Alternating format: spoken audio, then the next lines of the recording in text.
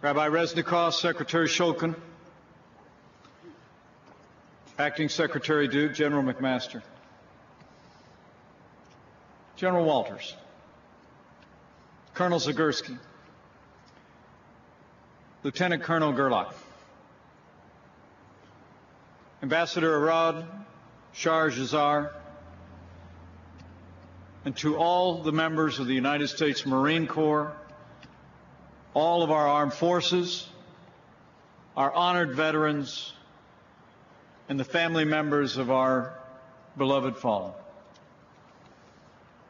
It is deeply humbling for me to join you today to commemorate the 34th anniversary of the Beirut Marine Barracks bombing. There is no more fitting place in our nation's capital to mark this solemn day than here, at the oldest post of the United States Marine Corps, the Marine Barracks of Washington, D.C. And Colonel, we are grateful for your leadership and for the hospitality of all these Marines. This facility is an enduring testament to the fortitude and valor of America's Marines. It has stood here for more than 2 centuries, and as tradition holds, in the War of 1812, the British refrained from burning it out of respect for the leathernecks they faced in battle. For my part, it's deeply humbling for this father of a United States Marine to stand before so many of the few and the proud, and to thank you for your service to the United States of America and to freedom.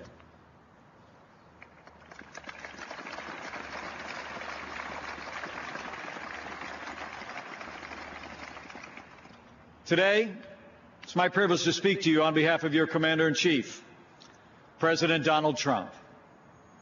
And I bring the President's greetings. But more than that, I bring the President's heartfelt condolences and those of my little family and all of the American people, to all of you who are gathered here today, who lost a family member or a friend on that day in October in 1983. 34 years ago today, America was thrust into war with an enemy unlike any we had ever faced. The sun rose early on that Sunday morning, climbing above the mountains of Lebanon, casting the day's first beams of light across the city of Beirut. The soft rays of sunshine soon reached the airport to the barracks, where the members of the 1st Battalion, 8th Marines, and many others had already begun to stir. These brave Americans were stationed in that ancient land to keep a fragile peace. As we just heard, they were there and they came in peace. They were shoulder to shoulder with their brothers in arms from the United Kingdom, Italy, and France. For more than a year, this force of freedom stood together to protect the innocent and prevent a civil war from becoming an even greater tragedy. But for that very reason, because of the principles for which they stood and the peace for which they strived, these heroes aroused the attention of great evil. And on that Sunday morning, that evil set them in its sights. The men began their day like any other, writing letters to their loved ones, eating in the mess, rising from their racks. But beyond the barracks walls, unbeknownst to them, a lone truck began its approach. It entered the airport, turned toward the building, circled in a parking lot just beyond the wire barrier. And then history records the truck rushed forward, burst through the wires, sped between 2 guard posts and through the open gate, crashed into the lobby. Within seconds, within just moments,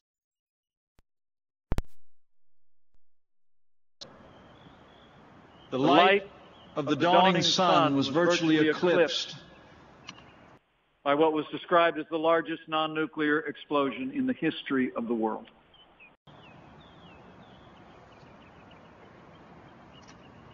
In that moment, 241 Americans lost their lives.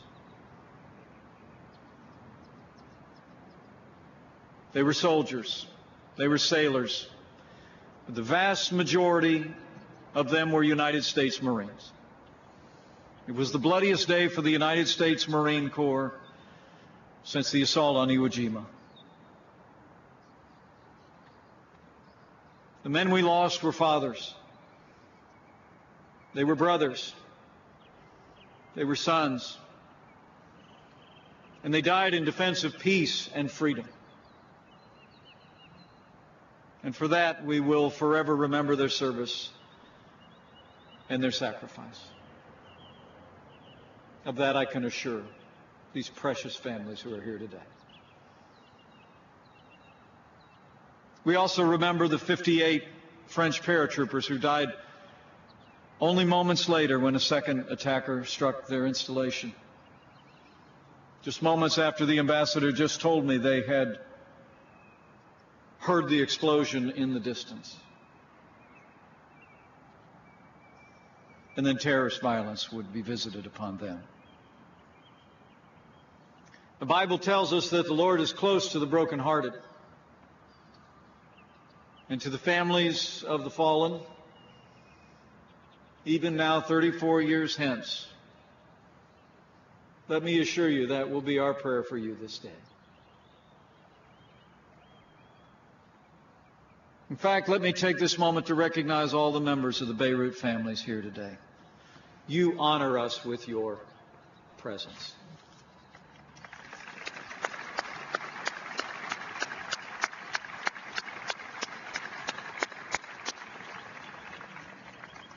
Let me also acknowledge Rabbi Reznikov, Colonel Gerlach, and all the members of the Beirut Veterans of America who were there on that day, who lost so many friends and fellow Marines and have never failed to honor the lost, not just one day a year, but every day in your careers and in your lives.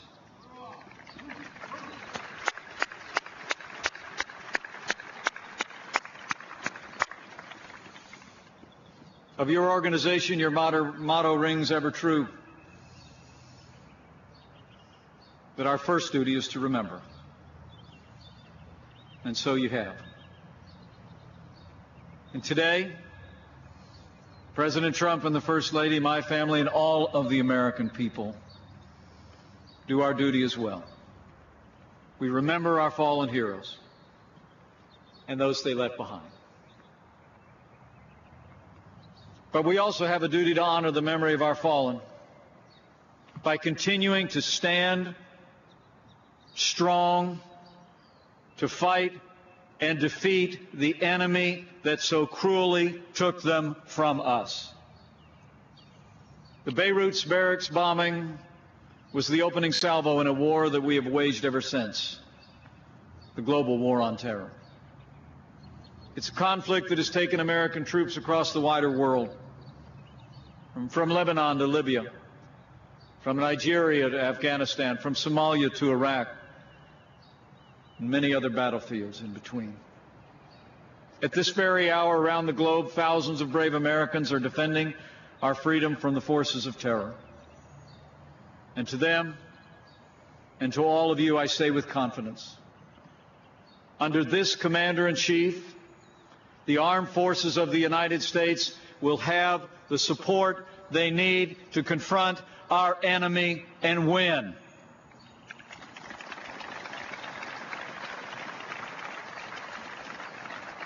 President Trump has already taken decisive action to make the strongest military in the history of the world stronger still. Our president has already signed the largest increase in defense spending in nearly 10 years. And as we speak, we're working with the Congress to pass the largest investment in national defense since the days of Ronald Reagan. And under President Trump, I promise you, we will rebuild our military, we will restore the arsenal of democracy, and we will once again give our soldiers, sailors, airmen, Marines, and Coast Guard the resources and training they need to accomplish their mission and come home safe.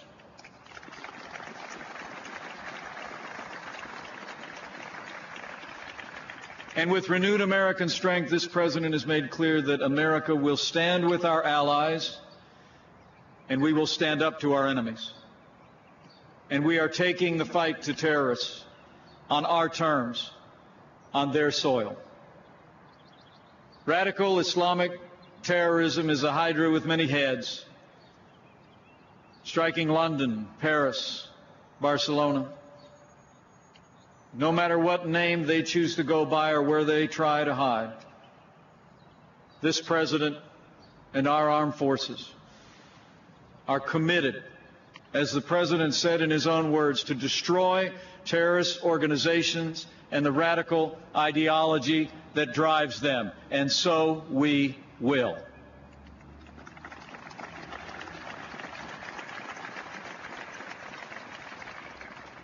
The brutal act that brings us here today was planned and perpetrated by the terrorists of Hezbollah. Under President Trump's leadership, we've redoubled our commitment to cripple Hezbollah's terrorist network and bring its leaders to justice.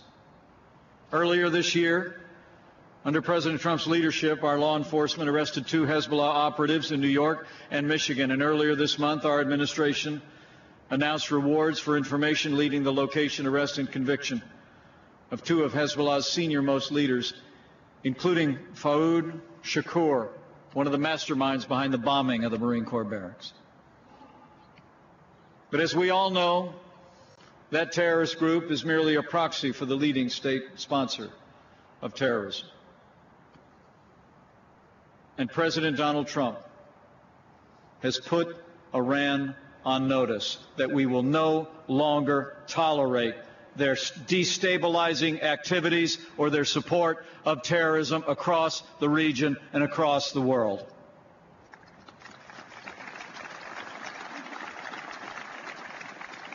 Iran's theocratic rulers aided and abetted the Beirut bombers 34 years ago, and even now. Iran praises the attackers and remembers them as martyrs. Worse yet, the Iranian regime continues to funnel funds and weapons to its terrorist minions with the goal of shedding blood and sowing chaos throughout the wider world. Just over a week ago, our President took decisive action to confront Iran's aggression when he announced that the United States of America will no longer certify the Iran nuclear deal or tolerate Iran's support of global terrorism.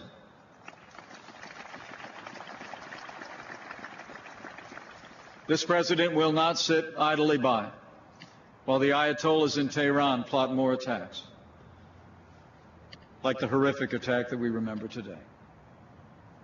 As the President often says, he has no higher priority than the safety and security of the American people. And we will fight tirelessly to defeat the specter of radical Islamic terror, no matter where it rears its ugly head. In Afghanistan, our President has made it clear that our armed forces will remain engaged in the fight against the Taliban and all the terrorist groups in the region until we eliminate that threat to our homeland and our people once and for all will be safe and free. And so, too, we will continue the fight against the terrorists of ISIS.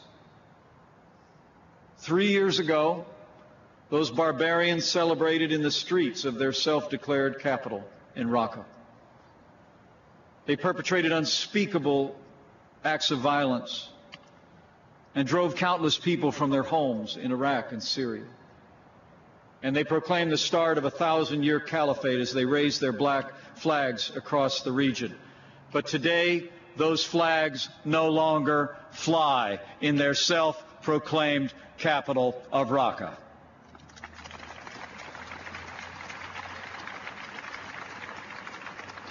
As a candidate, our President pledged, in his words, to crush and destroy ISIS.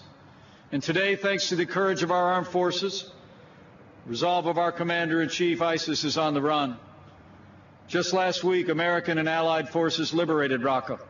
And across Syria and Iraq, the caliphate is crumbling.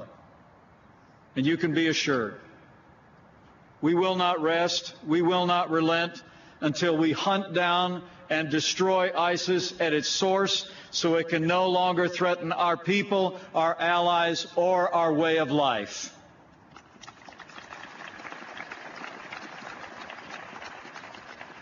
The war on terror began 34 years ago today.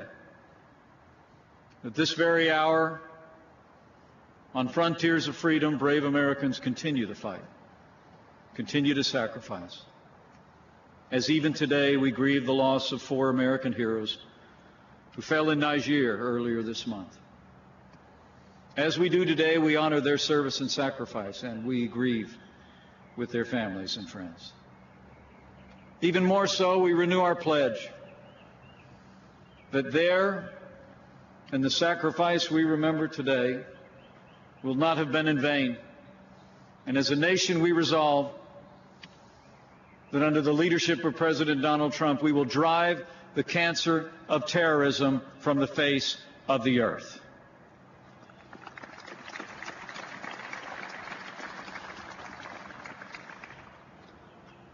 As I close, let me say again how deeply humbling it is for me to be with all of these families and these courageous Marines today. It is an honor as your Vice President, but it is also my honor because, as our family knows, I could well be sitting in a different seat today with the Beirut families, remembering a loved one and a hero lost 34 years ago. The general was kind to note that I'm the proud father of a United States Marine. And I'm also the proud brother of a United States Marine. My older brother enlisted in the Marines back when I was in college. He was assigned to the 3rd Battalion, 3rd Marines. And in 1983, that battalion was ordered to Beirut, including First Lieutenant Greg Pence.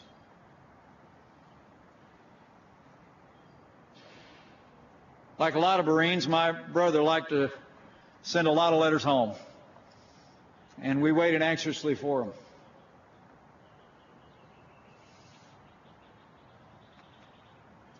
Turned out he lived in the very barracks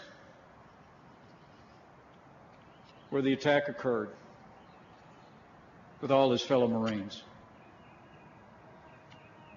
I remember one letter he told us that early in the morning, sometimes late at night, he liked to go up on the roof to watch the sunrise or watch the sunset. He'd sit next to an American flag that fluttered in that autumn breeze.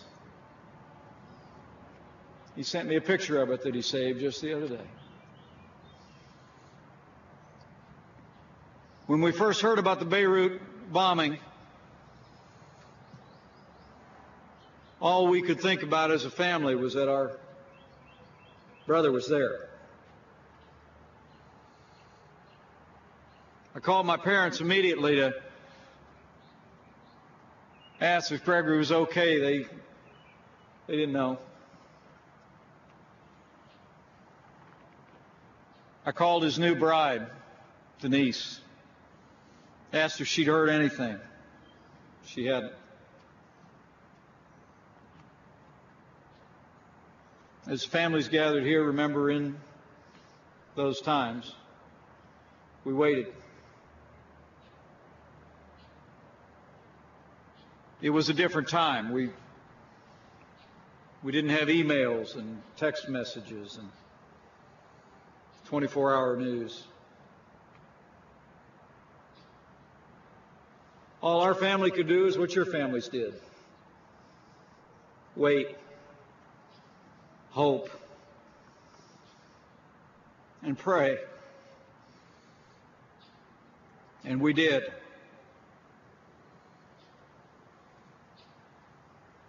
A couple days passed before he called.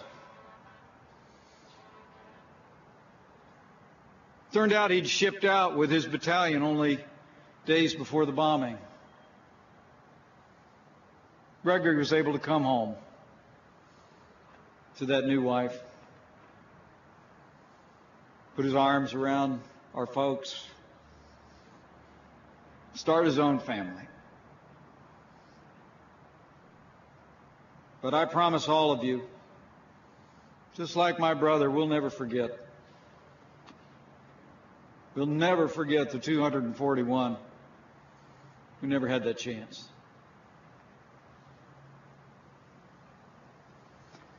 When heroes fall, America mourns. And today, 34 years on, we still mourn with those who mourn and grieve with those who grieve. But we do not grieve like the rest who have no hope. So our faith gives us hope. And heroes give us hope. To the families of our fallen, I say with conviction, the memory of your loved ones will live on forever, enshrined in the hearts and the memory of a grateful nation. And as long as America endures, we will honor their service and sacrifice, and we will strive every day to be worthy of it. We will do our part in our time